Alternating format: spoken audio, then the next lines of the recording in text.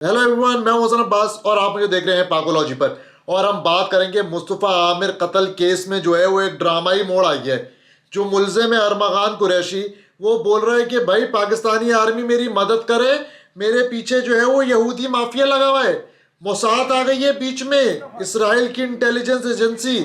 मतलब आप देख रहे हैं कि ये कोई छोटी मोटी बातें नहीं कर रहे भाई, ये हल्के आ ही नहीं रहे। ना इनके वालिद साहब हल्के आ रहे हैं और ना ये जो मुलजिम अरमगान ये हल्का आ रहा है। ये कह रहा है भाई मोसाद यहूदी माफिया मेरे पीछे लगा हुआ है। मतलब यहूदी माफिया ने जो है उनको बोला कि ये मुस्तफ़ा आमिर का कत्ल कर दे। आप कैसी बातें कर रहे हैं ये लोग। इन्होंने तमाशा बना दिया है, इन्होंने दिखाया है कि पाकिस्तान का कानूनी निज़ाम जो है वो कैसा मजाक है, कैसा जो है वो तमाशा लगाया हुआ है अदालतों के अंदर। और मैं आपको बात बताऊं अदालत में क्या हो रहा है। अरमगान बोल रहा है कि मैं अपने बाप से, कोई मेरा वास्ता ही नहीं है कामरान कुरैशी से, मुझे नहीं मिलना अपने बाप से। बड़ा कमरा अदालत में जो है वो बाप बेटे के दरमियान जो है वो जुमलों का तबादला हुआ। बाप बोलने लगा कि भाई तू अगर कहता है मेरा बेटा नहीं है तो तलाक दे मुझे। मैंने बोला तलाक लेके दिखा, फिर तलाक लेगा, बाप से तलाक लेगा, तू तलाक भी देगा, तलाक नहीं होगी। फिर तेरे नाम के साथ जुड़ा है कुरैशी और तेरा कुरैशी नाम भी इस हुकूमत पाकिस्तान से अरबोगान। तो ये बातें हो रही हैं। मतलब बाप बेटे की तलाक कभी आपने सुनी है? हमने तो मियाँ बीवी की तलाक सुनी है। और जो कामरान कुरैशी साहब हैं वो रोज़ाना एक नया करैक्टर जो है वो लेकर अदालत में आते हैं, सोशल मीडिया के ऊपर आते हैं और तरह तरह की जो है वो बातें होती हैं। और अब ये कह दिया है कि भाई मोसाद आ गई इसके अंदर, यहूदी माफिया जो है वो इसके अंदर इन्वॉल्व है। मतलब आप देखें कि क्या ये केस है और इसको किस तरीके से जो है वो गुमराह किया जा रहा है। ये तमाम तर चीजें जो है वो टैक्टिक्स हैं और ये डिले टैक्टिक्स जो है ना वो तमाम तर केसेस के अंदर कोई नई बात नहीं है, बड़ी पुरानी चीजें। और पुलिस ने भी जो है वो इसके अंदर बड़ी सुस्त रवि का शिकार रही है इस तमाम तर केस के अंदर। पहले मुस्तफ़ा आमिर की जो उसका सुराग लगाने में पुलिस ने बड़ी देर लगाई, उसके बाद जो है वो इस तमाम तर केस को इन्वेस्टिगेट करने में और मुलजिम अरमगान कुरैशी को हिरासत में लेने में बड़ी देर लगी, बड़ा टाइम लगा। और उसके बाद जो है वो मुस्तफ़ा आमिर की लाश जाके मिली, उसके बाद जो है वो उसकी कब्र कुशाई हुई, फिर बाकायदा तौर पे जो है वो उसकी तस्दीक हुई। तो एक बड़ा लंबा प्रोसेस चलता रहा। उसके बाद फिर हमने देखा कि जब ये नया नया मामला उठा तो एकदम से जो है वो बड़ा क्रैकडाउन शुरू हुआ। और हमने देखा कि भाई बाकायदा तौर पे जो डिफेंस क्लिफ्टन के अंदर जो मंशियात बेचने वाले थे ना वो सारे जो है वो मार्केट से भाग गए। सिर्फ एक बंदे को इन्होंने पकड़ा जो कि साजिद हसन साहब का बेटा है, साहिर हसन। और साहिर हसन के पास से भी मैं आपको बता दूं कि जब उससे तफ्तीश के दौरान जब मजीद उसको खोला और जब उसके मोबाइल के मैसेजेस वगैरह देखे तो पुलिस के पास जो है वो तमाम तर मैसेजेस आ गए उसके क्लाइंट्स के कि वो किस तरीके से डील करता था। फिर जब मजीद उसका मोबाइल खंगाला तो भाई पता लगा ये तो घर में वीड उगा रहा था, घर में इसने पौधे लगाए हुए थे। और ये भी मैं आपको बता दूं ये कोई साहिर हसन नहीं, पॉश इलाकों में जो है वो बहुत सारे घर ऐसे हैं जहाँ पे लोग जो हैं वो घरों के अंदर वीट के जो हैं वो पौधे उगा रहे।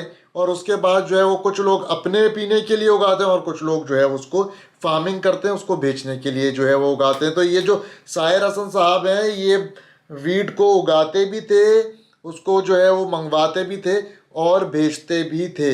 ये तमाम तर चीज़ें जो हैं वो अब खुलकर सामने आती जा रही है। मगर अफसोस इस बात का है कि ये तमाम तर क्रैकडाउन जो है वो साहिर हसन के बाद रुक गया। डिफेंस क्लिफ्टन के अंदर जो है वो मंशियात का दबा के इस्तेमाल हो रहा है। अभी भी जो है वो मंशियात फरोश जो है वो धड़ल्ले से काम कर रहे हैं। ये तो छोटे मोटे जो हैं वो मंशियात फरोश हैं भाई, बड़े बड़े जो माफियाज हैं डिफेंस क्लिफ्टन के अंदर वो काम कर रहे हैं और भरपूर काम कर रहे हैं। कोकेन बिक रही है, वीट बिक रही है, इंग्लिश दारू बिक रही है, हर चीज़ जो है वो बिक रही है। और केमिकल ड्रग्स आ गए हैं अब। ये मैं आपको बार बार बता रहा हूँ कि ये अब कोई छोटी मोटी ये चरस वरस गांजा वाला गेम नहीं है। यहाँ पे अब बात करें आप LSD की, XTC की, पिल्स की बात हो रही है भाई। और अब आप ट्रिपिंग करें, महंगे महंगे नशे खरीदें इन लोगों से और उसके बाद जो है वो आप अपना बेड़ा गर्क कर लें दिमाग का। फिर उसके बाद जो है वो ढूंढते रहें कोई माहिर नफ्सियात और माहिर मंशियात। अब आपको मज़ीद बात बताऊं भाई, ये तमाम तर चीज़ अब कामरान कुरैशी और उनके बेटे के दरमियान क्या गुफ्तगू हुई अदालत के अंदर। अब अरमगान बोल रहा है जो कि मुलजिम है कि भाई ये मेरे बाप से मेरा कोई वास्ता नहीं है और इसके वकील से मेरा कोई वास्ता नहीं है। और बाप जो है वो बार बार कहता है कि भाई मेरे बेटे से मुझे मिलने नहीं दिया जाता। उसके बाद बाकायदा तौर पे जो बाप था अरमगान कुरैशी का, उसने शोर शराबा किया। उसके बाद जो है वो जज ने उनको हुक्म दिया कि भाई इसको कमरे से बाहर निकालो, शोर शराबा कमरा अदालत के अंदर नहीं चाहिए। उसके बाद कामरान कुरैशी को जो है वो कमरा अदालत से बाहर निकाल दिया गया। उसके बाद कामरान कुरैशी ने जो है वो बाहर निकल के भी बड़ा हंगामा किया, वकील से भी उनकी लड़ाई हुई, सहाफ़ियों से भी जो है वो सवाल करते रहे और वो बातें करते हैं अल्लाह रसूल की कि मेरा रब जो है वो देख रहा है, मेरा रब मेरे साथ है। और वो कह रहे हैं कि भाई ये तो केस आप लोगों की सोच से बड़ा है, इसके अंदर मोसाद इन्वॉल्व है, इसके अंदर जो है वो जूइश माफिया इन्वॉल्व है। तो ये बातें आप देखें, मुस्तफ़ा आमिर कत्ल केस जब अब ये खुल रहा है तो ताने बाने ये कहाँ से मिलाने की कोशिश कर रहे हैं, जूइश माफिया से, यहूदी माफिया से। ये तमाम तर इस केस को जो है वो गुमराह करने की साजिश है। और अगर जब वो अपने मुंह से ये तमाम तर चीज़ें बोल रहे हैं तो इसके ऊपर इन्वेस्टिगेशन तो खैर लाजमी होनी चाहिए कि भाई आखिर क्या किरदार है इसके अंदर, कहीं कोई ताने बाने इसराइल से तो नहीं मिल रहे। और ये तमाम तर बातें बड़ी तशवीशनाक हैं।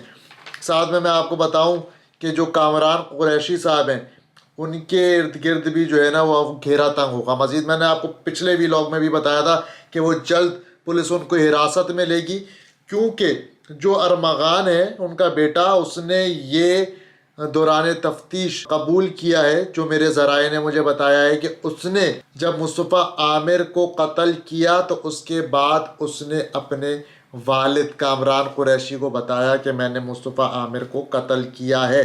साथ ही साथ मैं आप लोगों को ये भी बता दूं, जो हमारे ज़राया में बता रहे हैं कि अरमगान ने दौरान तफ्तीश जो है वो कन्फेशन भी कर लिया है और पुलिस को अपना स्टेटमेंट रिकॉर्ड करवा दिया है।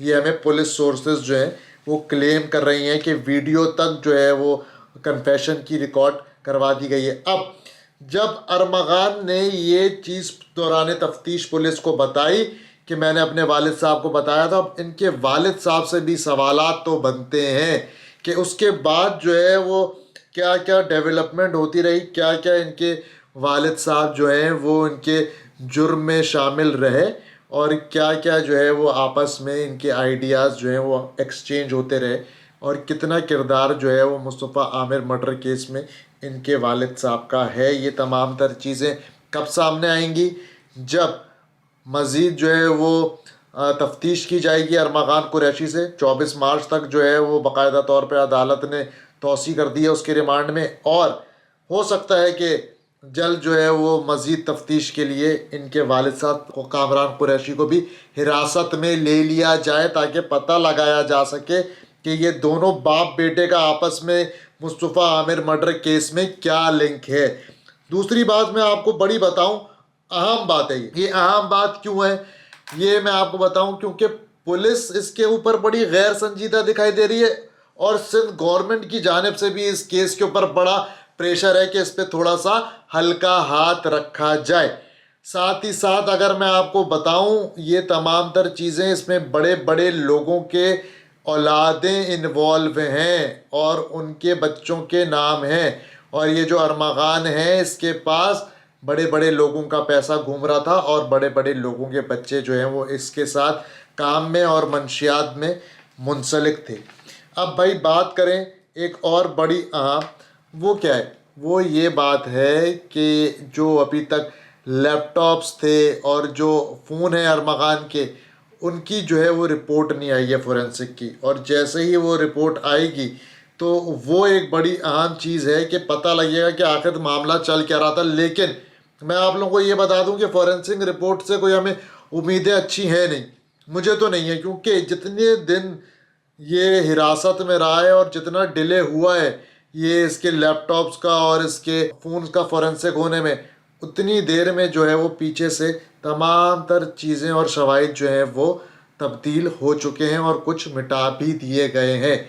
ये भी जो है मैं आप लोगों को बड़े अच्छे तरीके से बता दूं, तो कोई बड़ी उम्मीदें मत रखिएगा कि इसके लैपटॉप खुलेंगे और बड़े धमाके हो जाएंगे, क्योंकि पहले ही जो है वो मामला लेन देन का चल रहा है। और जो सबसे अहम बात करूं मैं आखिर में, मैं ये भी बता दूं कि मुस्तफ़ा आमिर कत्ल केस को जो है वो दीद की तरफ लेके जाया जा रहा है कि यहाँ पर अरमगान कुरैशी ने अगर अपना जुर्म कबूल कर लिया अदालत के अंदर, उसके बाद कोशिश ये की जाएगी कि इस मामले को दीत पर लेकर आया जाए कि जो मुस्तफ़ा आमिर के वालिदैन हैं उनके साथ किसी किस्म का जो है वो कंपनसेशन अमाउंट तय किया जाए और जो है वो इस केस से विड्रॉ हों और अरमगान को माफ़ करें। अब देखना ये है कि ये मामला दीत पर जाता है या नहीं जाता। मुस्तफ़ा आमिर के जो वालिद और वालदा हैं वो इस केस पर जो है वो कितना मजबूती से खड़े रहते हैं और क्या